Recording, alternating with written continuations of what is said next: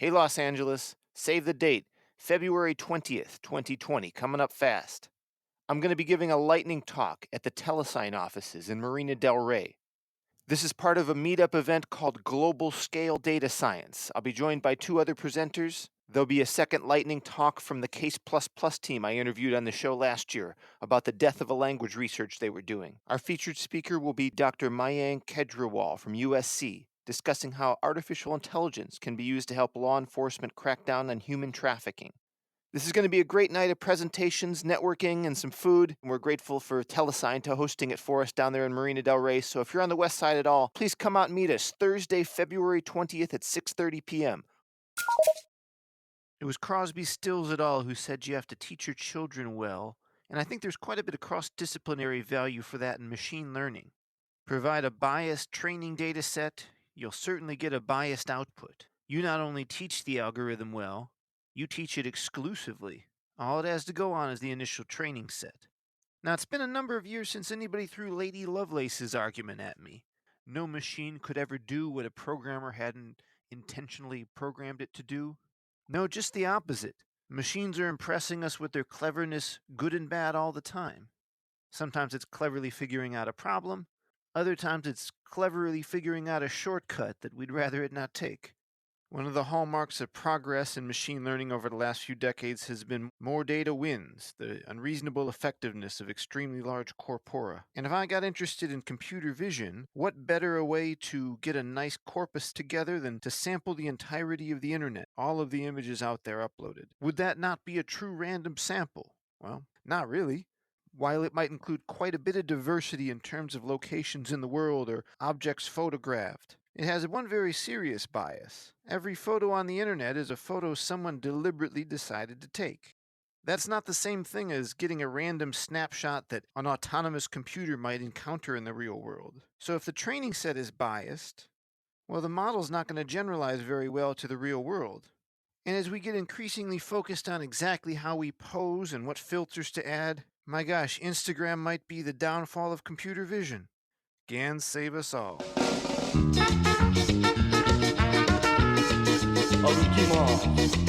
Welcome to Data Skeptic Interpretability, a podcast about bias controlling data sets, computer vision, and machine learning. Our guest today is Andrei Barbu, joining us to talk about ObjectNet, a bias controlling image corpus. All that and more right after the break.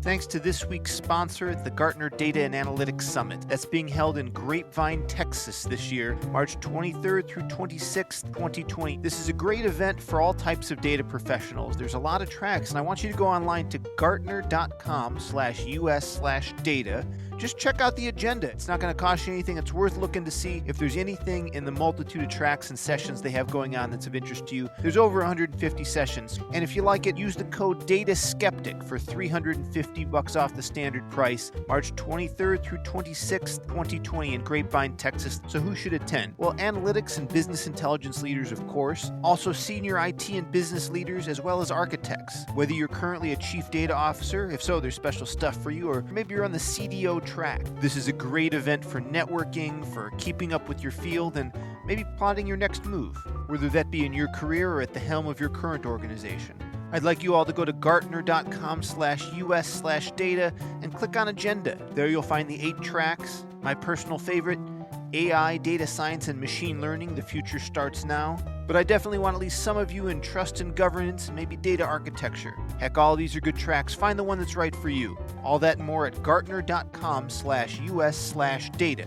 And use the discount code DATASKEPTIC for $300 off when you sign up. March 23rd through 26th, 2020 in Grapevine, Texas, the Gartner Data and Analytics Summit.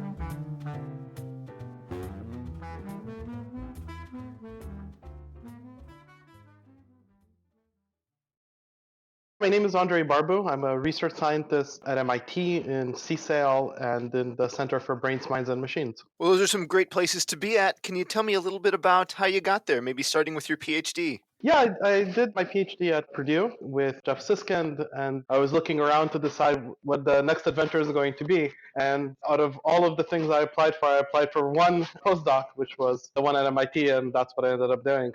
Let's get a little bit into what you kind of specialize in. What are your areas within computer vision and maybe machine learning in general? I mostly try to work on what makes humans special. I mean, you and I have an ability that machines really don't. I can give you a new task, something that you've never done before in your entire life, and you can figure out a rational way to do that task so that you don't have random performance or you don't get into some, horrible local minimum or something like that. So what I'm interested in is why is it that I can give you something new that you've never seen before, zero shot learning, if you want to call it that, and you figure out what to do. Along the way, sometimes this means that I end up working on vision systems that understand language, or robots that communicate with us, or sometimes even neuroscience to understand how language or vision is represented in the brain. That's the overall big picture.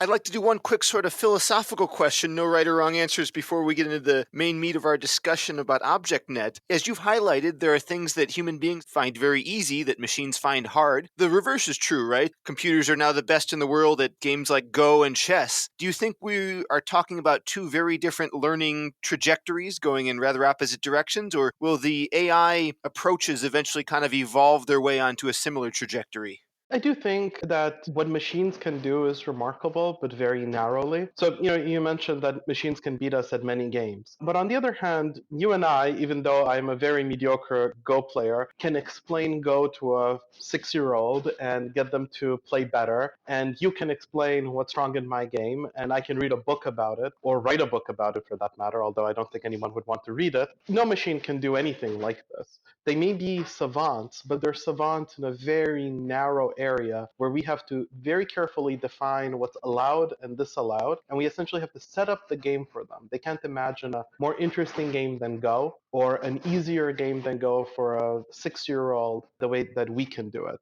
I do think that we have a lot of capabilities, but I don't think that they're particularly close to how human intelligence actually operates. Regardless of your perspective, I think everyone would agree that data plays some role in this, some important role. And the more data, the better is a very tempting philosophy to get behind. That, maybe we'll end up with some very obvious equation and just an infinite amount of data is going to just magically sprout AGI somehow. What are your thoughts on the role of data in better and smarter systems? I think data buys you one very particular thing. So, if you think about the real world, things can be sort of true for two reasons. One, they can be true because they just happen to be true around us. For example, chairs are next to tables. That's true, and you can look at a lot of data and come to the conclusion, well, whenever I see a table, I'll probably see a chair. There can also be things that are true that have nothing to do with data, but they have to do with mechanisms about the real world. These are things to do like physics. Physics has been true today. The same equations hold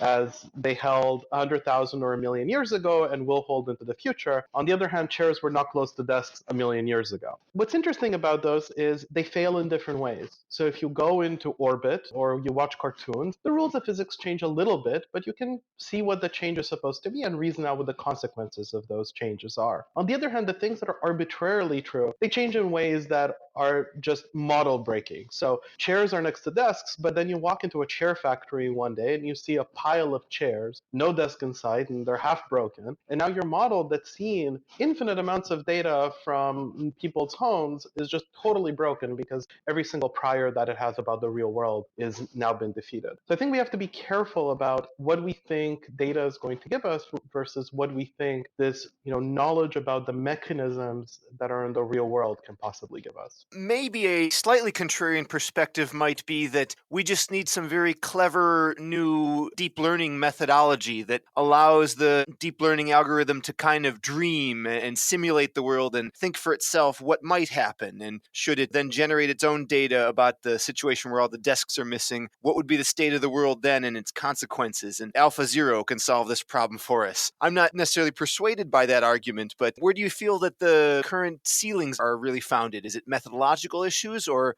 do you have any thoughts on where we tackle it, how we get things moving? It's funny that you mentioned dreaming. I mean, we have a paper that we've just submitted to IchCai 3 days ago. IchCai is the very first AI conference to have ever been established, and it's one of the larger ones and one of the more important ones. So that paper says that if you want to solve new tasks that you've never seen before, what you should do is use your imagination in order to solve them. So imagine for a second that I give you two sentences and you want to understand the relationship between them. You might call this paraphrasing, or in natural language areas, they'll call it natural language inference, NLI. This is something that models like BERT, which I know you've had on your show before, are very, very good at. They see millions and millions of sentences or billions of sentences these days. They see about a million examples of relationships between sentences. And then you give them two sentences and they'll tell you, oh, if sentence A is true, then sentence B is also true. Or if sentence A is true, sentence B is also false. Like if I drop the cup on the floor, the cup is on the floor, right? One implies the other. We made a model that exactly does what you suggested a moment ago. It imagines different worlds. So you give it a sentence like the man dropped the cup. It imagines a whole collection of videos where this is true, videos that have never been existed. And then when you give it another sentence, it looks at those videos and it says, well, is this sentence true of all of those videos where the first sentence was true? So it can figure out the relationship between two sentences, even though it's never actually been trained to do this task before. So I think that kind of model where you have some knowledge about the world, where language is connected to perception, where you have action in the loop and you can imagine the consequences of things, maybe using some knowledge from physics, some knowledge about social interactions. That's the kind of thing that will let us do a lot of the tasks that are trivial for humans and beyond the horizon for machines. Very exciting. I look forward to reading that. Taking a step back towards our main topic, we should open with what is ObjectNet?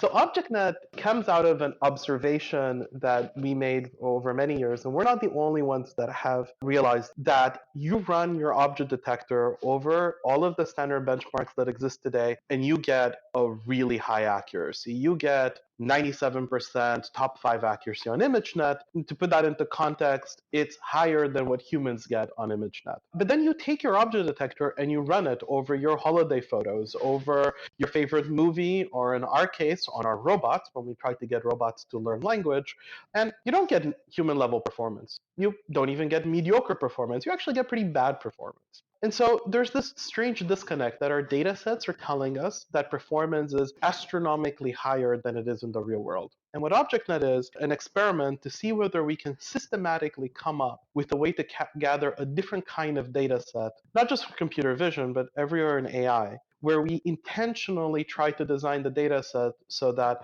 whatever performance you get on ObjectNet, you're going to get in the real world. So I don't care if that performance is superhuman performance or it's 30% or 5%. All I care about is whatever number that is, when I take my robot into a new room and put some arbitrary object that I bought off of Amazon in front of it, I get that number. Why does a gap like that emerge? I can't imagine the creators of ImageNet built that bias in intentionally. How did it come to be? Of course not. Nobody does. And this is not a criticism of the folks that made ImageNet. ImageNet was a significant advance, and gathering this kind of data is extremely difficult. Why it ends up happening is because the world has sort of changed in AI over the past 20 years or so. We have methods that are able to look at data and extract patterns in that data that no human can possibly see, right? Like if I give you a data set where all the cars are always blue and there are no other blue objects, then you're going to look at it and say, well, okay, fine, I'm going to detect blue. And I'm not training a car detector, I'm training a blue detector. But what's happening is our methods now, unlike what we had when ImageNet was collected, which was before the deep learning era, are able to find these kinds of trivial patterns that no human can possibly see. And so what we need to do is, in the same way that our methods have changed, we have to change our data set collection methodology in order to account for this. So we actually realized this in natural language processing before we ever sort of seriously started to collect ObjectNet. And in natural language processing, something very similar happens as well, which is there are data sets like the Penn Tree Bank, where people collected the data 40 years ago, and they used a parser in order to annotate the data with what are the structures of each of the sentences, a parser that was made in the 1980s, and then a human corrected that parser, and that became sort of the gold standard. What's the structure of these sentences that were published in the Wall Street Journal? But it turns out, we had a paper in 2017 where we showed that those humans, when they corrected the parser, they were biased by that parser.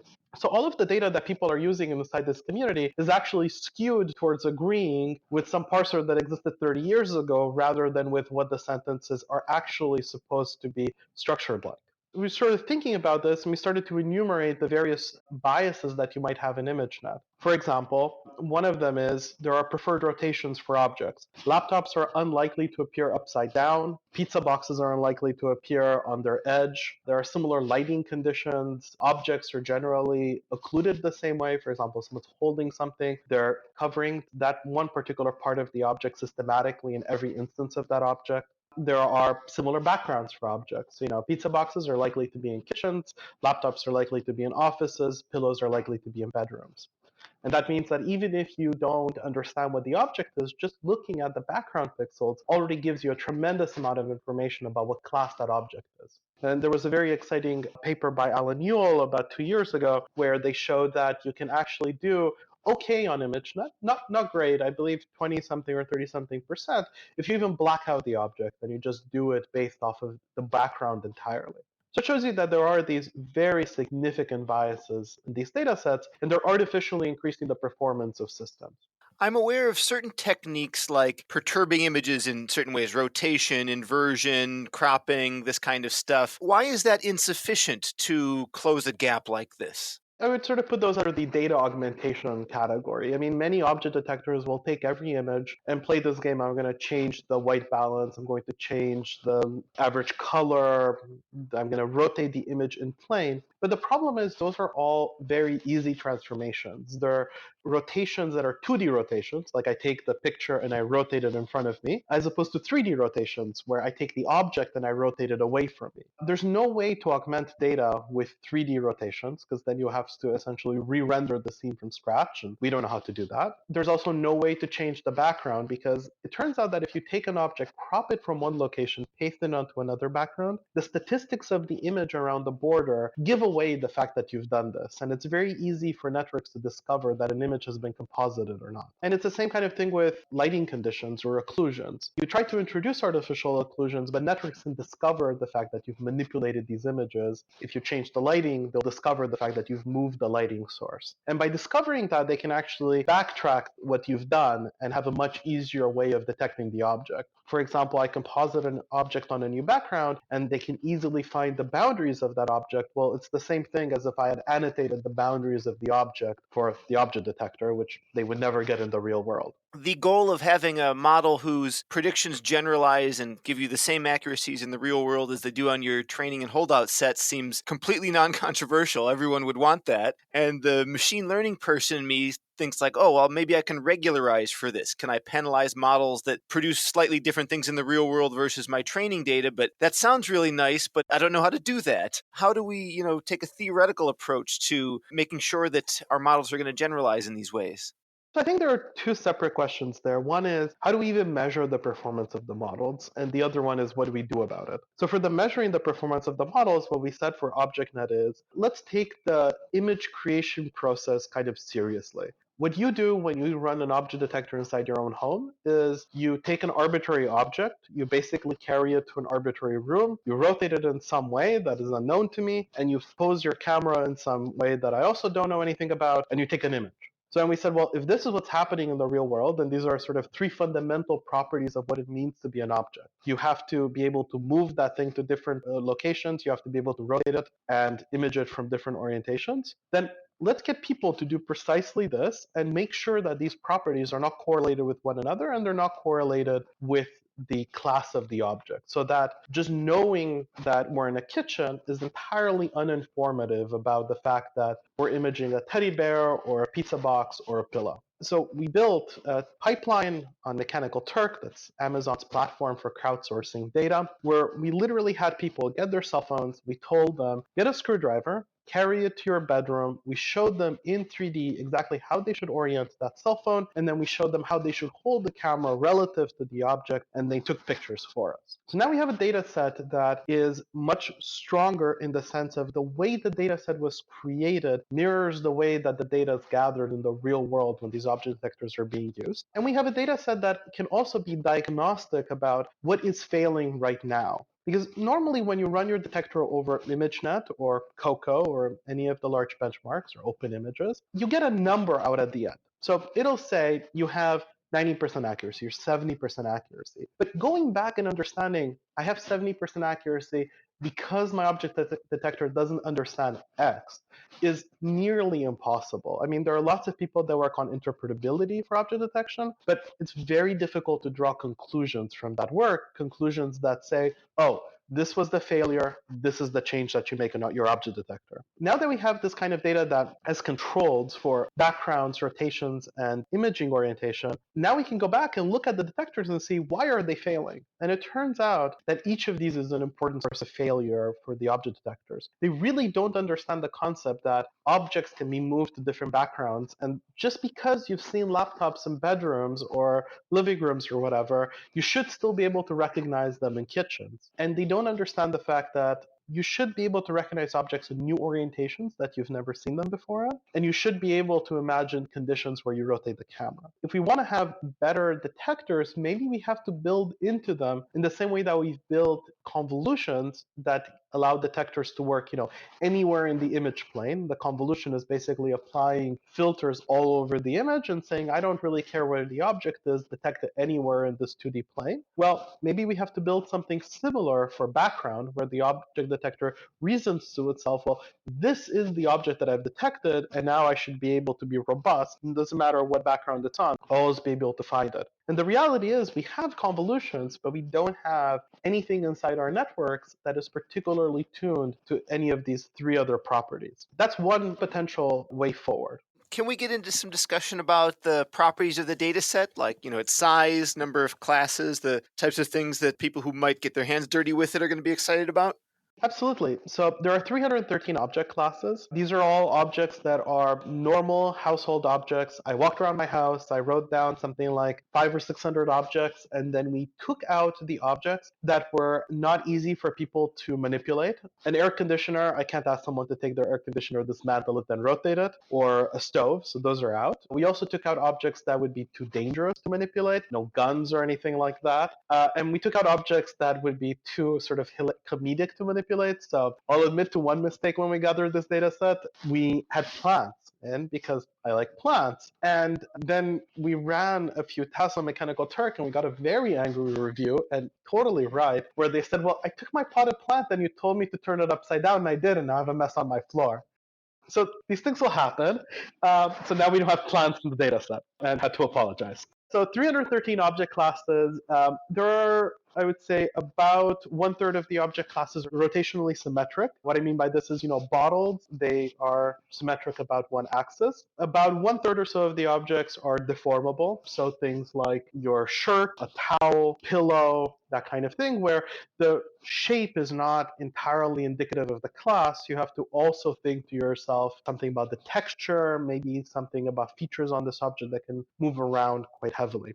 These objects are posed in about 100 to 200 different orientations. They're imaged from three different camera orientations, either from above, from 45 degrees, or from the side. And they're imaged in a few different rooms, in kitchens, living rooms, bathrooms, and bedrooms. That's how we try to explain to people, we want it on a different background. For the size of the data set, we have 50,000 images. And to put that into context, you hear that ImageNet has millions of images in it. But the reality is those images are for the machines, not for us as the humans. There are millions of training images, but in reality, ImageNet only has 50,000 test images. That's where all the good numbers come from. So it's the same size as ImageNet in the sense of when you test your machine on it, it's on the same number of images. And there's also something very unusual about the data set, which I'm hoping to convince many more people to take seriously. We don't provide a training set. You train on whatever you want and you declare what you've trained on, but then you come and you operate on this data set without any images defined tune on it or anything like that. I think in general, we've known the lesson that methods don't generalize between data sets for a long time, for well over a decade. I mean, there was a paper by Antonio Torralba all the way back in 2011 that very clearly laid this out. You train on one data set, test on it, and things work. You train on the same data set, test on a different data set, things don't work. So I think it's time that we took this seriously and just said, data sets no longer come with training sets. The people that collect training sets should be disjoint from the people that collect test sets. And we really need machines that work in reality, in the real world, because our purpose as people that build object detectors is not build object detectors that work on ImageNet. It's build object detectors that work in the real world. That's how we should be testing them. So the data set is quite a bit more varied than ImageNet. There are objects that are in very weird rotations on very bizarre backgrounds. I've discovered that people's homes are very messy compared to what I expected. So, there are overturned chairs in living rooms full of clothes and books and what have you. And it's quite striking. So we have a few collages of images in the paper and online where you can see typical images from ImageNet of, say, chairs versus typical images from ObjectNet. And you can see that they're far more varied and they would appear to be more challenging to machines, but also sometimes to humans. We do find that some of these images, you have to look at them for a moment to say, oh, that's where that object is. So you've kind of proposed perhaps a new direction that dataset generation might take in the future. If we truly need these large corpora, then sure, go grab YouTube videos which are 30 frames a second and you've got infinite amount of images. And if your methodology can figure out that all those carefully placed props generalize, that's wonderful. But at least we have an out of sample set which was much more laborious to create, but is then sort of perfect for testing purposes, even though there's kind of a known gap in the data set. You're almost forcing the algorithm to be able to step out beyond what it was trained on. Is that a fair framing of the ideas? Exactly. I mean, folks in machine learning, we use this language of, step out from the data set that I was trained on. But in reality, if you're a person that wants to use computer vision, you couldn't care less what it was trained on, right? Everything is stepping out of where it was trained on. You just want something that works. Everything else is totally irrelevant, and you want to know how well is it going to work for you. When we do this and we collect ObjectNet in this way, you see a huge, huge performance drop, 40 to 45% performance drop across the board. And to put that into context, that's as if we go from superhuman level performance to the performance we had before the deep learning era began. If you go into a robotics lab and ask people how well do object detectors work, this is the answer that you're going to get. They're kind of mediocre. There's quite a bit more to go here. And the other very interesting piece is that we don't see any object detectors that really stand out in any way. All the object detectors basically drop about 40 to 45% performance from ImageNet to ObjectNet, no matter whether they were AlexNet, which was the first big deep learning detector to become popular, or whether they're the latest PNASNet 5L from Google. It's all about the same, which is the constant performance drop. With one caveat, since we published the paper, there's a new detector from Facebook that does precisely what you just suggested. They have a supervised training set, I think it's ImageNet, and then they go to YouTube and they get huge, huge numbers of videos, billions and billions of images, and they use that in a slightly less supervised setting where they don't have to annotate every single image. They actually stand out above the crowd. Their performance drops by 38%, which is good because it means that there's progress. I'll be perfectly happy if for the next 40 years in computer vision, we have a real 2% increase in performance, and then, we get to human level performance. But it shows you that these gains are hard fought. It's going to take a while, I think, for systems to really catch up. Those drops are kind of pronounced, like a 45% drop is big. I have to confess, I don't have a lot of personal, empirical, real world data, but I have messed around with some object detection stuff, YOLO and whatnot, and I found it to be adequate. So to know, 45% drop sort of doesn't correlate with some of my limited experiences. Do you have thoughts on how to frame that? I mean, you and I don't really have much of a performance drop, right? As humans, I can put you into a new house and you can recognize the objects. You mostly don't think that objects that are not there are actually present unless you have some sort of hallucination or something like that, right? There obviously is some way to get to zero. We just sort of have to find it. The adoption for ObjectNet so far has been remarkably positive beyond what I had imagined. We've gotten something like 300 requests for the data set. People are actively working on it. It seems like because of the era that we find ourselves in, that AI has become a very empirical science, whereas I would say 50 years ago, people would have thought of it as a much more theoretical science, like how do I prove theorems about what's going to work? At least when it comes to, say, natural language processing and computer vision, it's very empirical. It's show me the data, show me the number. I'll show you the system that gets a better number on that data. So I think we need data sets like ObjectNet in order for people to have a target to aim for. Otherwise, it's just too hard to know whether your own research is going to pay off or not. There are a number of strengths that I observed in your description of ObjectNet and the ways you use Mechanical Turk and the descriptions you gave people to help really get a generalized measurement. But as years go by, the data set will have a bias towards, recognizing when it was brought together. Do you have any thoughts on how ObjectNet could become a living corpus? Yes. So, I mean, there are many biases in ObjectNet, right? We control for these three very particular biases, which is background, object orientation, and viewpoint. But for example, there are no tables that are on fire in ObjectNet because I would never get approval from the university to do that. There are a few broken chairs, but very few of them. There are no laptops made out of transparent material, even though a translucent laptop is something that, exists on Star Trek. And you and I can recognize it just fine. So there are lots and lots of biases in ObjectNet. It's just an attempt to deal with these three particular biases, which is in part why we're trying to make sure that it remains a test set so that systems are not just going to look at ObjectNet and learn those biases. Although I should say we did worry about this when we designed the data set, and so as an exception to our rule of thou shalt not update the parameters, we did run an experiment that we report in the paper where we take half of ObjectNet and we fine tune on it, like transfer learning. You train on ImageNet, then you fine tune on half of ObjectNet, then you test on the other half, and you only gain back about 10% of that 40 to 45%. So it does seem as if there's something very hard about ObjectNet that has nothing to do with the particulars of the images, the colors of the objects, when it was gathered, etc. Although that's a valid concern. So when we created this data gathering pipeline, we wanted it to be as automated as humanly possible to the point where we wanted to be able to put money in and get images out. We're not quite there. There are still some post-processing steps that we have to do. We still validate the images by actually eyeballing them, but it really is very automated. We can put in $100,000 and get out ObjectNet 2 if we want to. And the hope is that over the coming 3-4 years, we would release a new version every half decade or so, every 3 years maybe. Not just refreshing the images, although that's part of it, but also changing a little bit what we control for. So the hope is that for the next version, we'll be able to control for occlusion, not just these three properties. So I want to be able to have instances of objects that are 30% occluded, 50% occluded, 80% occluded, and compute how resilient are humans to occlusion and how resilient are machines to occlusion.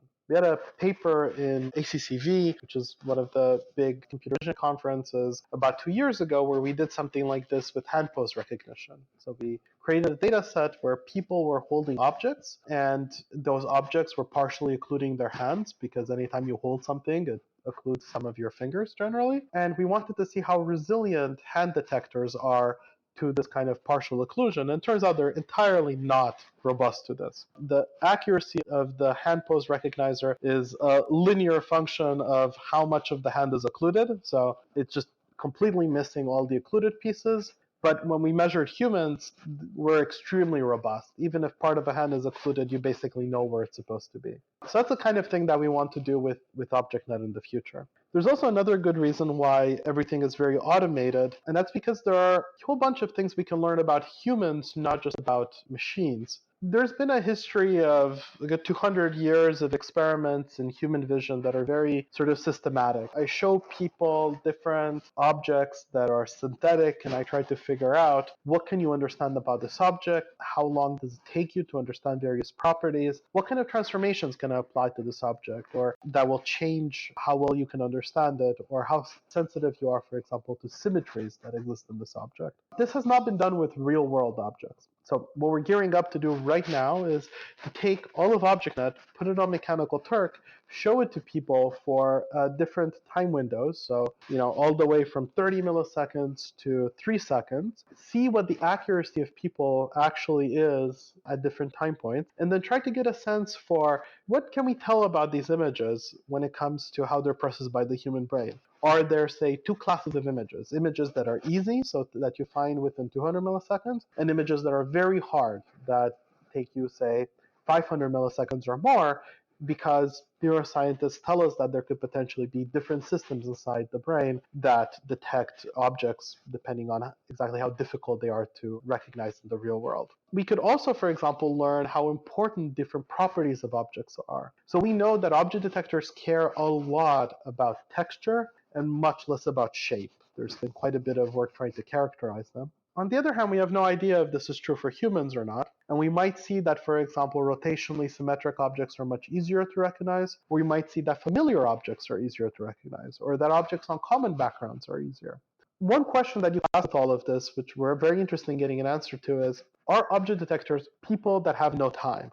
So in other words, are object detectors just crappy people? Or is there something more fundamentally different between what's going on when an object detector fails or when a person fails? I think this will help set the direction a little bit in terms of what research is interesting in the future, because if it does turn out that object detectors are just people that only get to look at images for 170 milliseconds, well, that says, well, let's look at the neuroscience, see what's going on in the next time frame after that, and that's the thing we build into our network. If we don't even capture what happens in the first 170 milliseconds, then, well, maybe we need to keep pushing on feed forward networks and really get them to be much more accurate before we worry about all of the other things that happen downstream. Have a new grant with some folks in brain and cognitive science, which is the MIT psychology department, to actually look into some of these things. You had mentioned that listeners who are interested in ObjectNet would need to apply or make a request. What's the process there, and what qualifications would one need to have? No qualifications whatsoever. I guess the possession of an email account, that's a low bar.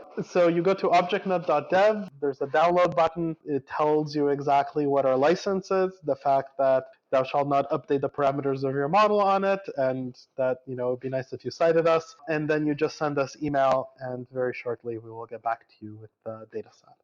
Well, I guess I'll close a little bit with the question I imagine most journalists would have opened with. Are you afraid to get in a self-driving car? That's an interesting question. I'm not afraid to get into a self-driving car because companies that make self-driving cars tend to only put them in places where they're not going to crash because it would look really bad. But more seriously, the whole self-driving car domain has precisely this problem, which is in part why ObjectNet is funded by Toyota Research Institute. They make self-driving cars. Toyota wants to have, the world's best self-driving cars shortly on the road. So the manufacturers for these cars are well aware of the limitations. They're taking this seriously. And it's not just Toyota. IBM also funded this research in part for exactly the same reasons. I'm not afraid of it. I personally would not get into a Tesla that has the autopilot on because there have been several deaths, and I think it's irresponsible for them to put these cars on the road. For the other car manufacturers, when they put something on the road, I feel like things are going to be fairly safe. Yeah, I think I'm in a very similar position on that. Well, Andrei, thank you so much for taking the time to come on the show and share your perspectives. Where can listeners follow you online? I have a Twitter account. If you just search for my name, I also have a website, 0xab.com, with the 0 is the number 0. You can also head to ObjectNet. We'll be posting updates as new versions of the data set come out. I really hope that ObjectNet will spur more exciting research on, and that people will take this as a positive message rather than, nothing works. I think the message for ObjectNet is there are some things that work. Now we can recognize some important pieces that are missing so we can actually, get our hands dirty and start putting those in. Yeah, I was worried there was nothing left for grad students to do in image recognition, so I think it's a interesting and great new step. I think it's a wonderful time to get into computer vision and into AI. So I would definitely encourage grad students to get their hands dirty with this. There's going to be another, 50 to 100 years of exciting AI to revolutionize society. Absolutely. Yeah, I look forward to covering as much of it as I can. Well, thanks again for coming on.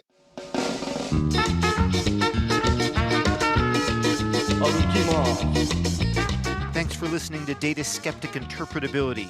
Our associate producers, Claudia Armbruster. Guest coordination by Vanessa Burciaga. I've been your host, Kyle Polich. If you don't yet know about Journal Club, you're about to find out pretty soon. So long, everybody.